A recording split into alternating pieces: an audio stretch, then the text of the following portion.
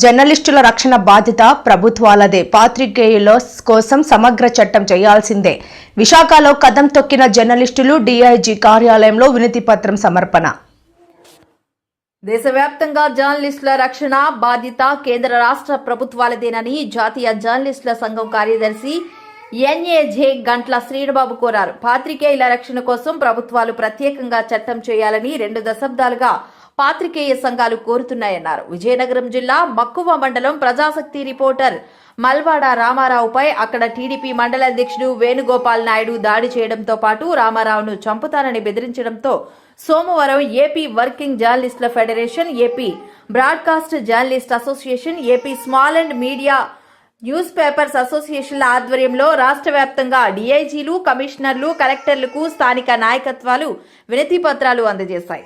రాష్ట్ర కార్యవర్గం పిలుపు మేరకు విశాఖలో కూడా విశాఖ డీఐజీ గోపీనాథ్ జెట్టి కార్యాలయంలో జర్నలిస్టులంతా కార్యాలయం మేనేజర్ సూర్యారావు, సిసి గణేష్లను కలిసి వినతి పత్రం అందించారు. అంతకుముందు ఏయూ అంబేద్కర్ విగ్రహానికి వినతి పత్రాలు అందించి అక్కడి నుంచి జర్నలిస్టులంతా ర్యాలీగా డీఐజీ కార్యాలయానికి చేరుకున్నారు.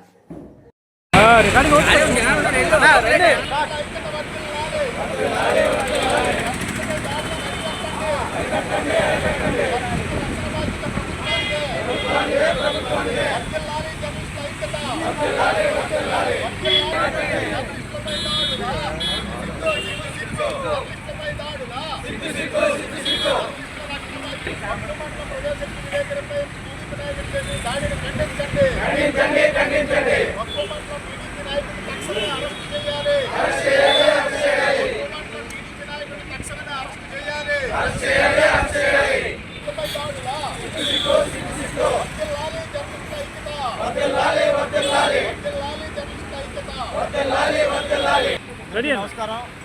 మరి ఈరోజు విజయనగరం జిల్లా మక్కువ మండలం ప్రజాశక్తి రిపోర్టర్ రామారావు గారిపై మరి అక్కడ తెలుగుదేశం పార్టీ మండల అధ్యక్షుడు వేణుగోపాల్ నాయుడు గారు మరి ఒక వార్త రాసినందుకు ఎమ్మెల్సీ ఎన్నికలు నిబంధనలు పట్టవా అని ఒక వార్త రాసినందుకు ఆయనపై దౌర్జన్యం చేయడమే కాకుండా నేను నీ కుటుంబాన్ని అడ్డు చూస్తాను, బెదిరిస్తూ చంపేస్తానని చెప్పేసి మరి బెదిరించారు. దీంతో ఆ ప్రజాశక్తి విలేకరి తీవ్ర భయభ్రాంతులు చెంది మరి ఈ విషయం సాటి జర్నలిస్టులు చక్కగా వాళ్ళందరూ కూడా దీన్ని ప్రభుత్వం దృష్టికి తీసుకెళ్లాలని భావించారు. అందులో భాగంగానే ఈరోజు రాష్ట్ర వ్యాప్తంగా ఆంధ్రప్రదేశ్ వర్కింగ్ జర్నలిస్టుల ఫెడరేషన్, అలాగే బ్రాడ్కాస్ట్ జర్నలిస్ట్ అసోసియేషన్, అలాగే వివిధ యూనియన్ల సహకారంతో ఈరోజు రాష్ట్ర వ్యాప్తంగా ఉన్న అన్ని డీఐజీ కార్యాలయాలు, అలాగే జిల్లా కలెక్టర్ కార్యాలయాల్లో వినతి పత్రాలు ఇవ్వడం జరిగింది. ప్రధానంగా మరి వీళ్ళంతా కూడా జర్నలిస్టులు ఎప్పుడూ కూడా నిరంతరం సమాజాభివృద్ధి కోసం పాటుపడేవారు. మరి జర్నలిస్టులను చంపేస్తాం, నరికేస్తాం అనేది అది ఎంతవరకు ఆలోచించుకోవాలి. కాబట్టి ఈ విషయాన్ని ప్రభుత్వం కూడా సీరియస్గా తీసుకొని అక్కడ మండల టీడీపీ అధ్యక్షుడు వేణుగోపాల్ నాయుడుపై చర్యలు తీసుకోవాలని డిమాండ్ చేస్తూ ఈరోజు మేము ఇక్కడ విశాఖపట్నంలో ఉన్న జర్నలిస్టులు అందరం కూడా డీఐజీ గోపీనాథ్ జెట్టి కార్యాలయానికి వచ్చి మరి వినతి పత్రం సమర్పించడం జరిగింది. మరి ప్రజాస్వామ్యం ఇటువంటి మంచిది కాదు. ఎవరైనా జర్నలిస్టు వార్త రాస్తే దానికి వాళ్ళకి ఏదైనా అభ్యంతరాలు ఉంటే వాళ్ళు ఖండన ఇవ్వచ్చు, లేదా ప్రెస్ కౌన్సిల్కి ఫిర్యాదు చేయొచ్చు, లేదా పరువు నష్టం దావా వేయవచ్చు. ఇలా అనేక రూపాలు ఉన్నాయి. కానీ అవన్నీ కాకుండా ఎప్పటికైనా మీ కుటుంబాన్ని అంతం చేస్తాననేది ఆ వరడు కూడా మరి ప్రజాస్వామ్యవాదులు కానీ ప్రభుత్వాలు కానీ ఆలోచించాలి. ఒక నాయకుడు ఎప్పటికైనా నీ కుటుంబాన్ని అంతమొందిస్తారనేది ఆ జర్నలిస్ట్కి మరి భద్రత ఎలా కల్పించినట్లు ఉంది. వీళ్ళు చాలామంది చిన్న చిన్న నాయకులు, పెద్ద వాళ్ళని నాయకులు చంద్రబాబు నాయుడు గారు లాంటి వాళ్ళని ఆదర్శంగా తీసుకోవాలి. ఇప్పుడు జర్నలిస్ట్ ఎన్ని ప్రశ్నలు అడిగినా సరే వాళ్ళు ఎప్పుడు కూడా విసుక్కోరు. ఏదైనా ఉంటే చెప్తారు, లేకపోతే అందరినీ కలుసుకుంటారు, ఒత్తిడిస్తారు, అలా చేస్తారు. ఆ స్థాయిలో ఎదిగి కొద్ది కేంద్ర మంత్రులు చూసి నేర్చుకోవాలి. ఎదిగి కొద్ది ఒదిగొట్టాలి, కానీ చిన్న పదవి రాగానే చంపేస్తాం, నరికేస్తామని చెప్పేసి మారుమూల ప్రాంతాల్లో జర్నలిస్టులు బెదిరించడం సరికాదు. ఇటువంటివి చాలా కాలం నుంచి కూడా జర్నలిస్టుల రక్షణ సమగ్ర చట్టం చేయాలని మేము కోరుతూనే ఉన్నాం. అలాగే జర్నలిస్టుల రక్షణ బాధ్యత కూడా ప్రభుత్వాలదే.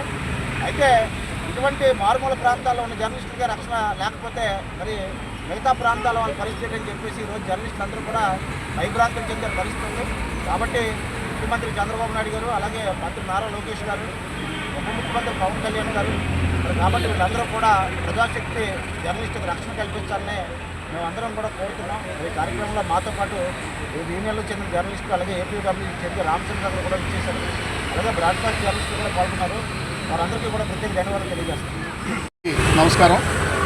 నిన్నటి రోజున అంటే ఆదివారం విజయనగరం జిల్లా మక్కువ మండలం ప్రజాశక్తి విలేకరి రామారావు మీద అక్కడ స్థానిక టీడీపీ నాయకుడు వేణుగోపాల్ నాయుడు తీవ్రంగా దాడి చేసి దుర్భాషలాడి అలాగే చంపేస్తాను, నీ కుటుంబానికి నీకు దూరం చేస్తానని చెప్పేసి వార్నింగ్ కూడా ఇవ్వడం జరిగింది.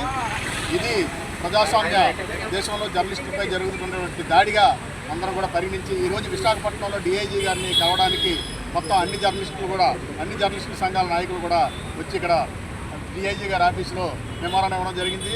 జర్నలిస్టులను రక్షించే బాధ్యత ప్రభుత్వానిదే. జర్నలిస్టులపై దాడులను ఆపాలని చెప్పేసి మేము కోరుతూ ఉన్నాం. గతంలో కూడా చాలా దాడులు ఈ రకంగానే ప్రభుత్వంలో జరుగుతూ ఉన్నాయి జర్నలిస్టుల మీద. నిన్న ఆ రకంగా దాడి అనేది జరిగింది. ఇంకా చంపేస్తారనేటువంటి భయాందోళనతో అక్కడ ప్రజాశక్తి విలేకరి రామారావు ఈరోజు మొత్తం అందరు జర్నలిస్టులందరినీ కూడా కోరడం జరిగింది, రక్షణ కోరడం జరిగింది.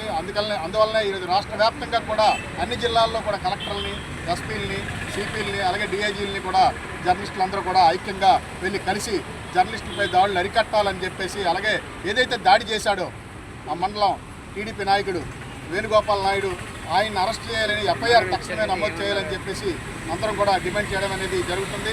ఈరోజు ఈ కార్యక్రమంలో విశాఖపట్నంలో డిఐజీ కార్యాలయం వద్ద జరిగినటువంటి ఈ ధర్నా నిరసన మెమోరాండం ఇచ్చినటువంటి కార్యక్రమంలో పాల్గొన్నటువంటి జర్నలిస్టులందరూ కూడా ప్రజాశక్తి తరఫున ఏపీడబ్ల్యూజే తరఫున ప్రత్యేకంగా ధన్యవాదాలు తెలియజేసుకుంటున్నాం. జర్నలిస్టులను రక్షించాలని ప్రభుత్వాన్ని మరోసారి డిమాండ్ చేస్తున్నాం. అలాగే ఈరోజు జర్నలిస్టులకు సంబంధించినటువంటి సమగ్ర చట్టం అనేది కూడా ఉండాలని జర్నలిస్టు సంఘాలు కోరుతూ ఉన్నాయి.